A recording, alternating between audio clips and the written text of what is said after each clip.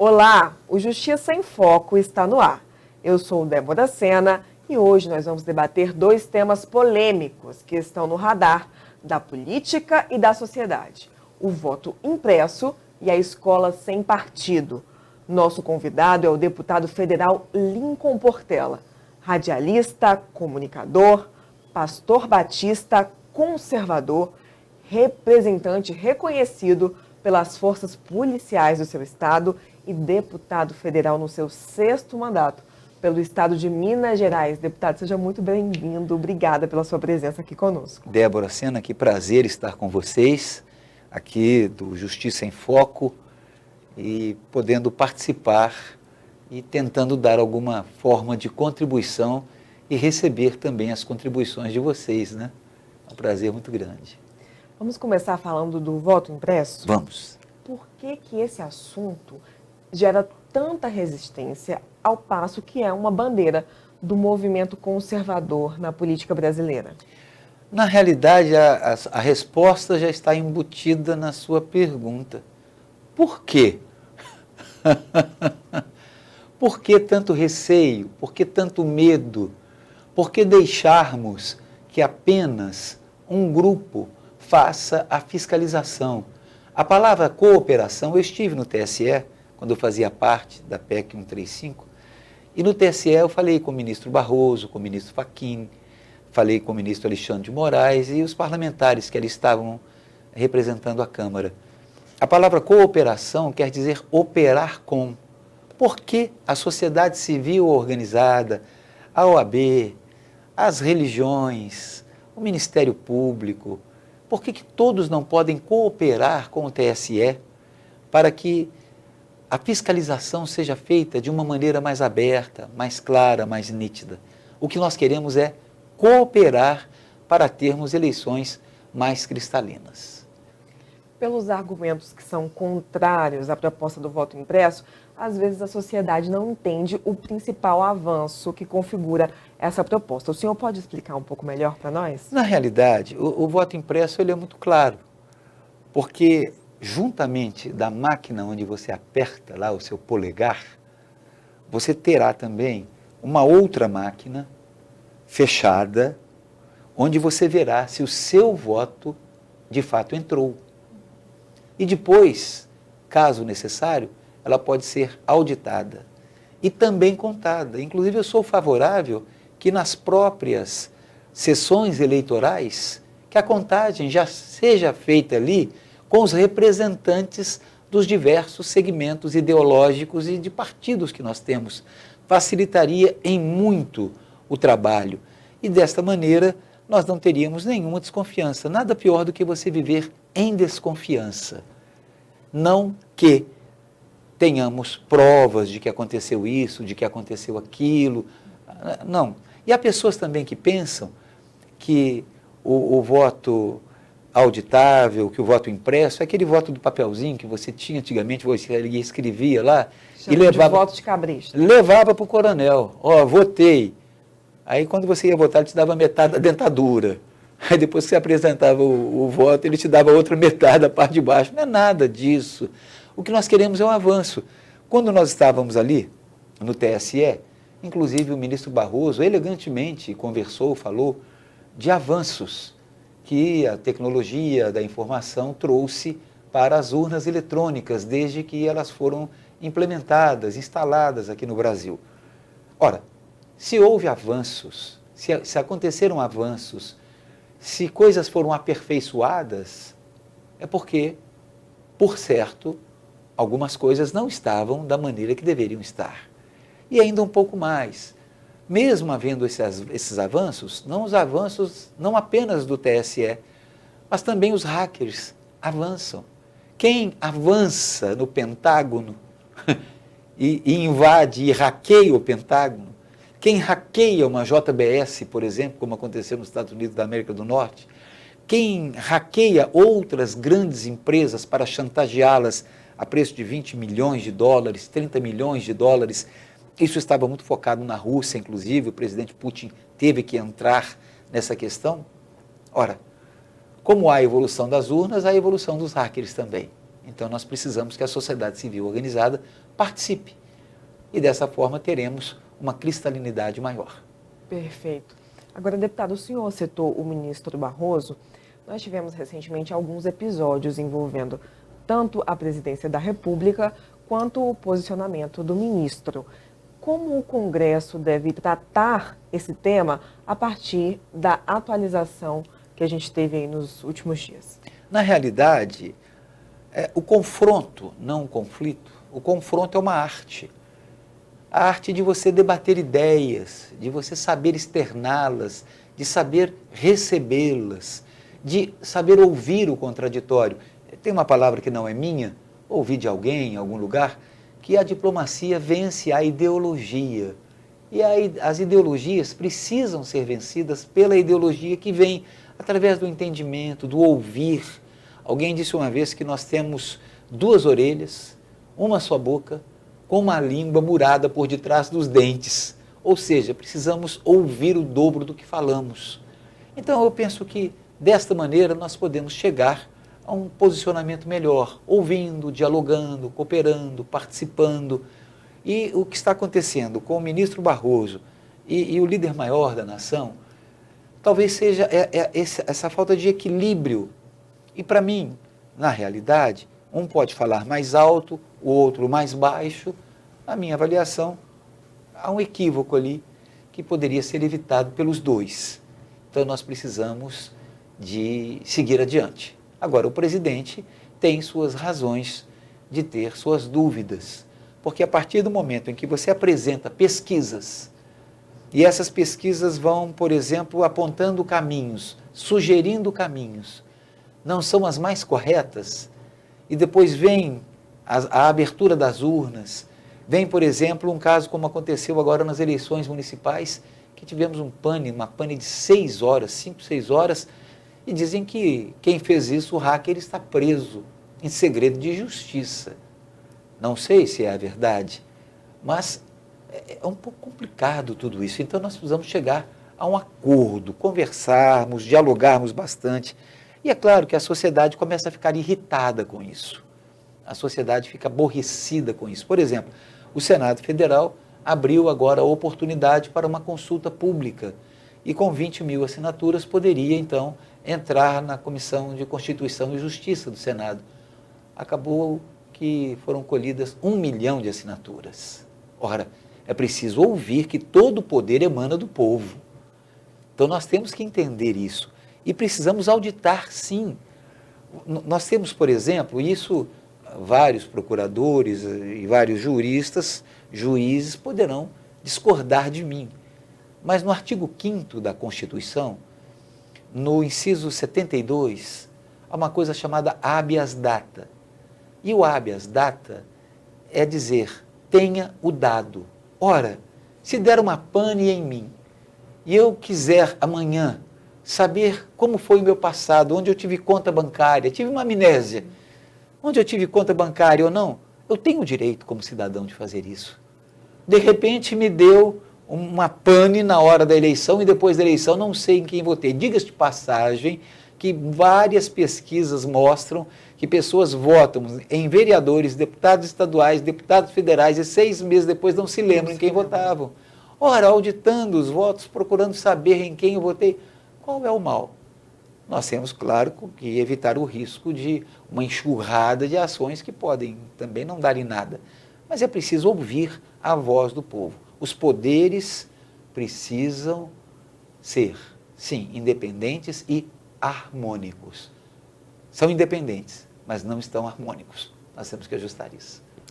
Essa pauta também tem motivado as manifestações de apoio ao presidente que a gente vem registrando nos últimos dias. O senhor tem acompanhado a manifestação popular nessas manifestações? O que o senhor ouve das pessoas? E como que o senhor entende que a população, o senhor falou em irritação da sociedade, como é que a população recebe essa resistência de quem é contra o voto impresso? Recebe com a mesma resistência, como os outros têm em relação à população. Recebe com tristeza, com mágoa, com amargura, alguns com ódio. Então isso não é bom para o Estado democrático de direito. Nós precisamos ouvir todos os segmentos, caminharmos juntos, mas não podemos também incitar a população para que ela possa, dessa maneira, se levantar de uma forma indevida.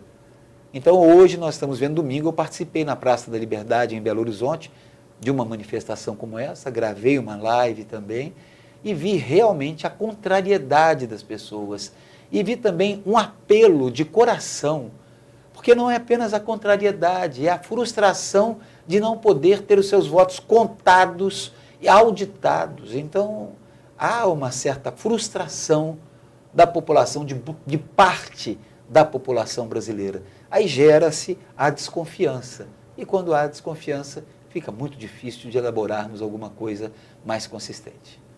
Perfeito. Justiça em Foco fará um breve intervalo e volta já.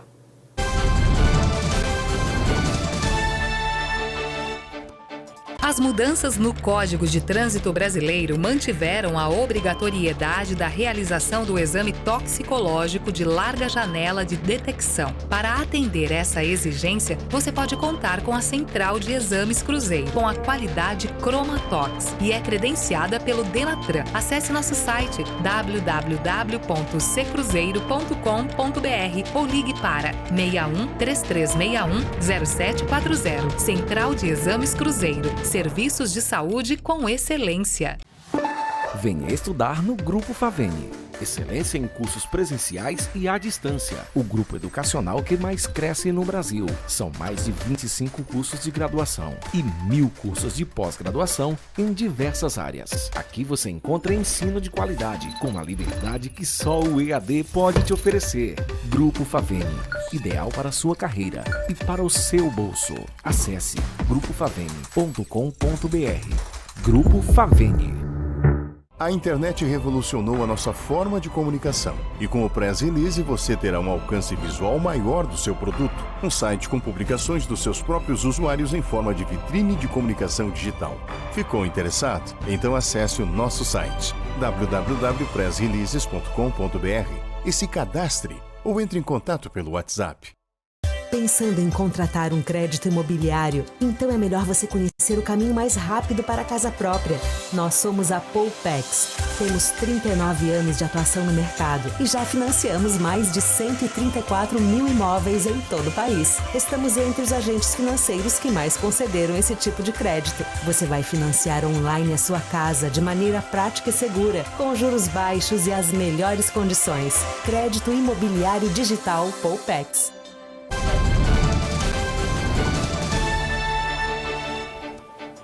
Estamos de volta com o Justiça em Foco e agora nós vamos tratar de dois assuntos muito importantes: escola sem partido e educação domiciliar. Deputado, o senhor participou na Câmara dos Deputados da comissão que discute o escola sem partido, mas o senhor também é autor de uma proposta que trata da educação domiciliar. Fala um pouco para a gente sobre esses dois assuntos. Vamos falar. O escola sem partido foi debatido por muito tempo na Câmara dos Deputados.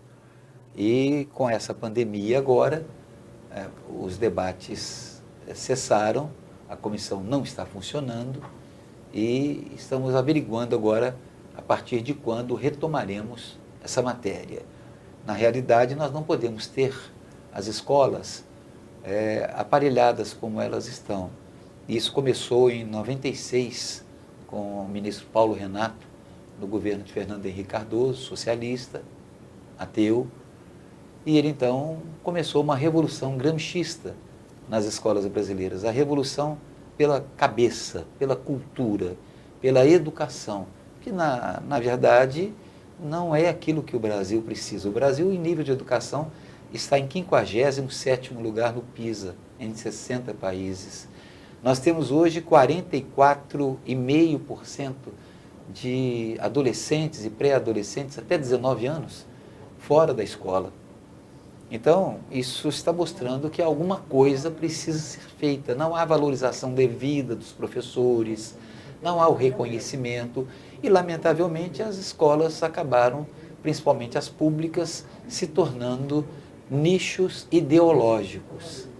Isso fez com que houvesse toda uma transformação cultural, para mim, que não foi a melhor. Porque a partir do momento em que eu sou um democrata, deve-se haver espaço nas escolas para que todos os segmentos ideológicos, políticos e ideológicos sejam ouvidos.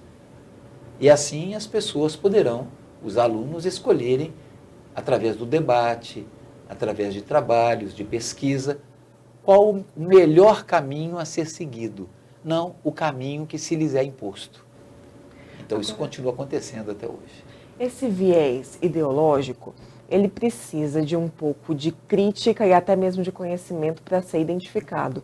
O senhor acredita que os pais das crianças hoje já estão conscientes de que isso acontece e também estão se posicionando a favor do projeto Escola Sem Partido?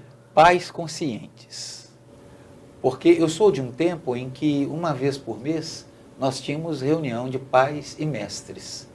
Hoje os pais estão ausentes da escola. Talvez por jornada dupla de trabalho, talvez por questões culturais, questões sociais. Eles não participam da vida escolar. Não posso generalizar, porque generalizar realmente não é o melhor caminho. Mas esta ausência dos pais fez com que as crianças se ausentassem também de uma qualidade melhor de ensino. A ausência do Estado como um Estado democrático de direito e não como um Estado que caminha apenas por uma vertente, isso também prejudicou muito a escola brasileira. O que nós queremos em relação à escola sem partido é que haja a oportunidade para que a escola seja democratizada e livros de pensadores de diversos segmentos ideológicos possam ser estudados e assim prosseguirmos aumentando o nosso grau de conhecimento. Ainda sobre o Escola Sem Partido, o senhor acredita que no cenário legislativo que nós temos configurado hoje, esse projeto deve prosperar na pauta? Não acredito. Não acredito que nesse mandato agora do presidente Bolsonaro ele prospere.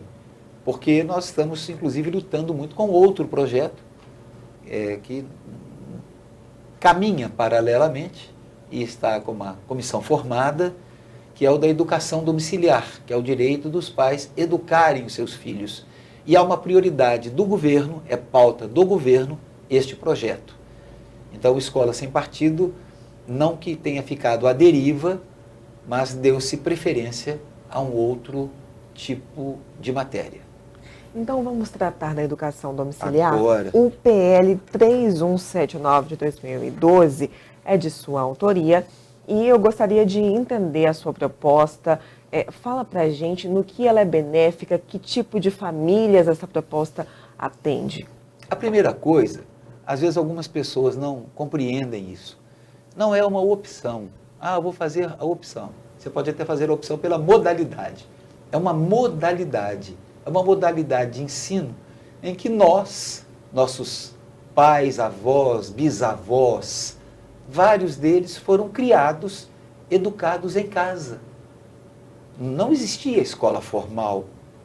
Diga-se de passagem, a Igreja Católica e algumas igrejas protestantes começaram a trabalhar muito nesse sentido para que essa escola formal acontecesse.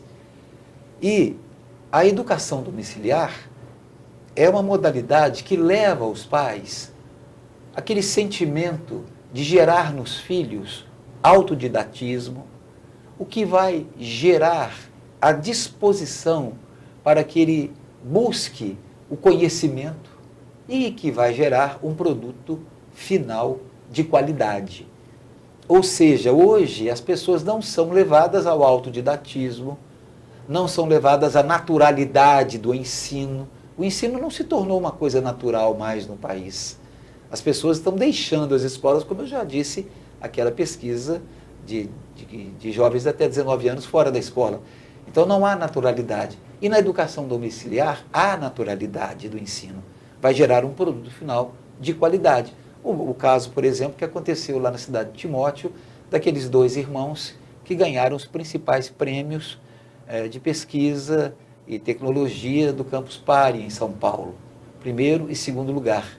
E também outros lugares também em outras categorias. aquela moça que agora passou na USP, em São Paulo, em 4º lugar, sendo que ela fez educação domiciliar. Há um caso bem clássico, que é o caso de Ben Carson. Ben Carson fez educação domiciliar nos Estados Unidos da América do Norte. Diga-se de passagem, ele foi ministro do governo Trump até o governo passado americano, e ele foi aquele médico que fez a primeira cirurgia das irmãs siamesas. E um homem inteligente, culto, preparado. Quem o educou em casa? Sua mãe. E sua mãe era, falar analfabeta funcional fica até um pouco agressivo, mas ela não tinha uma formação, ela não tinha escolaridade. Ela era uma empregada doméstica e tinha 3 empregos. E ela começou a deixar um dos empregos e ali ela começou a pedir emprestado às suas patroas os livros. E ela dava para os filhos estudarem em casa, porque Ben Carson e seu irmão eram muito difíceis na escola.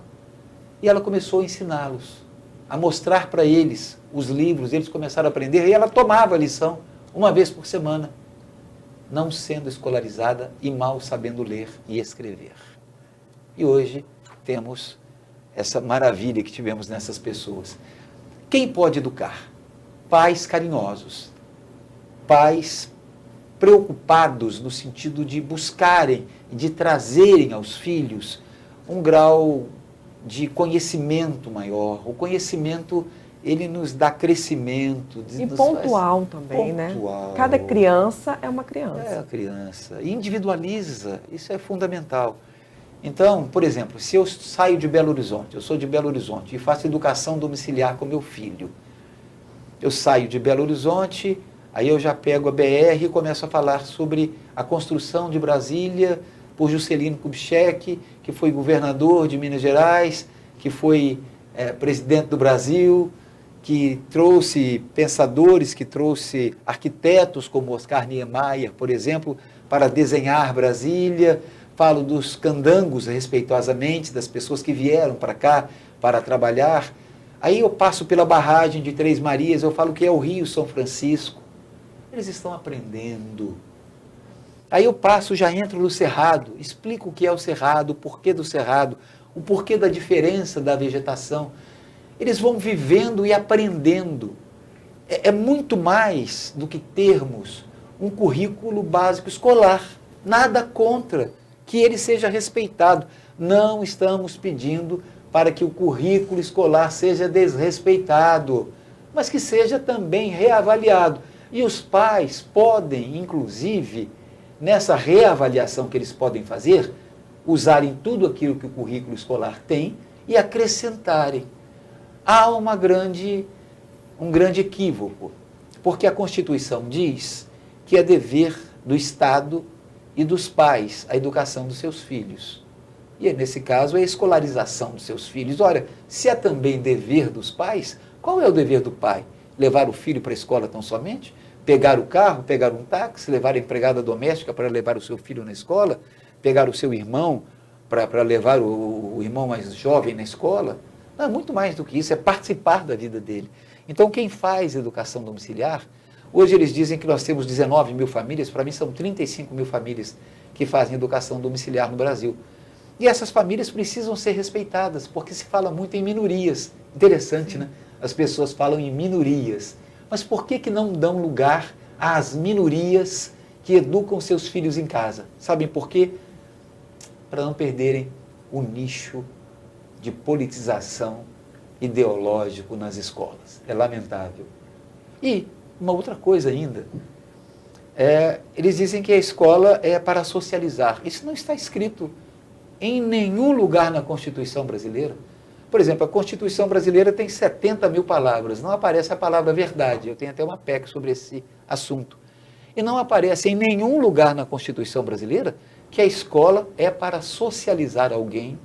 Não aparece no ECA que a escola seja para socializar alguém. Não aparece no Pacto de São José da Costa Rica que ela é para socializar alguém. Nós socializamos em casa, com a vizinhança, nos clubes, nos bairros, com as famílias, com os amigos, com as religiões. Porque quando a gente coloca a igreja, a gente assim fecha um pouco, né? Mas com as religiões. E diga-se de passagem, nós temos pais ateus, porque eles picharam, colocaram uma pecha na educação domiciliar, que ela é um produto protestante. Não, nós temos pais que são ateus, temos pais que são afrodescendentes e que são, às vezes, ligados ao candomblé, ou são espíritas, que educam os seus filhos em casa. Então, isso não é de um segmento religioso. E eu tiro, inclusive, eu descarto qualquer possibilidade nesse sentido. Não é uma questão religiosa. Por exemplo, eu fui procurado pelos servidores do Itamaraty. Qual o problema deles? Qual o grande desafio? Eles chegam num país e os filhos não estão adaptados nem com a língua, nem com a cultura. E como é que eles vão fazer? Eles precisam educar os seus pais, os seus filhos em casa. Então, isso é fundamental. Então, a educação domiciliar é uma modalidade que pode levar essas crianças a um desenvolvimento melhor e uma qualidade até de vida melhor. Quero agradecer ao senhor pela presença aqui conosco. Espero que nós tenhamos outras oportunidades de conversar sobre diversos temas que estão ligados à sua atuação. Muito obrigada. Obrigado, Débora Sena. Eu estou te passando aqui um produto da ANED, Associação Nacional de Educação Domiciliar, que tem trabalhado muito, ele está mais atualizado, esse é mais antigo, está mais atualizado. E foi um prazer participar aqui do Justiça em Foco, Débora Sena, e estar com vocês aqui. Um grande abraço. O prazer foi todo Obrigado. nosso. Muito obrigada pela sua audiência. O Justiça em Foco vai ficando por aqui. Até a próxima.